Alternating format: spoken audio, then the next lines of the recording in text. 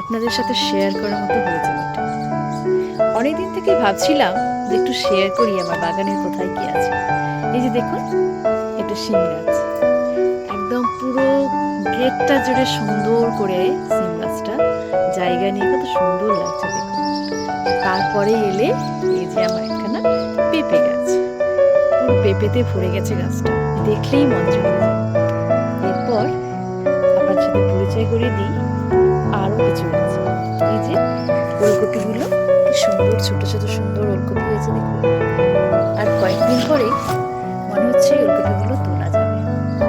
বেশ কিছু ওলকপি এখানে পুরো লম্বা লাইন দিয়ে রয়েছে।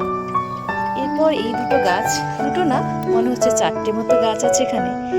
এটাকে বুঝতে পারছি না ব্রোকলি না ফুলকপি, যতক্ষণ না ফল হয় বোঝা যাবে না। আপনাদের যদি জানা থাকে এটা কি গাছ অবশ্যই জানাবেন।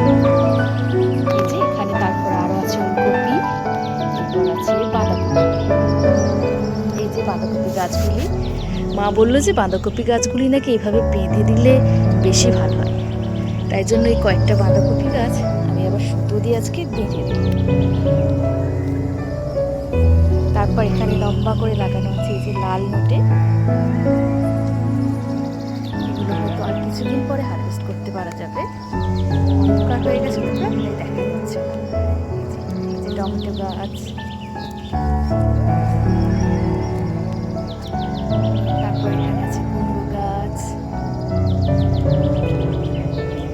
এখানে আছে উচ্ছে, ধনে পাতা গাছ। তারপর আরেকটু চলে গেলে এখানে আছে আপনার পালং শাক, ঠিক ওই যে একটু দূরটায় মূলো শাক। এদিকটা বেশ কিছু বরবটি, বিনস। অন্ধকার হয়ে গেছে তাই সব কিছু বোঝা যাচ্ছে না ঠিক করে। একদিন দিনের বেলা আমি অবশ্যই ভিডিও করে দেখাবো। জল দিতে এসেছিলাম গাছে, ভাবলাম একটু ছোট্ট করে ভিডিও করেই নিই, তাই আজকে আমি একটু ছোট্ট করে ভিডিও করলাম। পরে একদিন অবশ্যই ভালো করে আপনাদের সঙ্গে আবার শেয়ার করবো।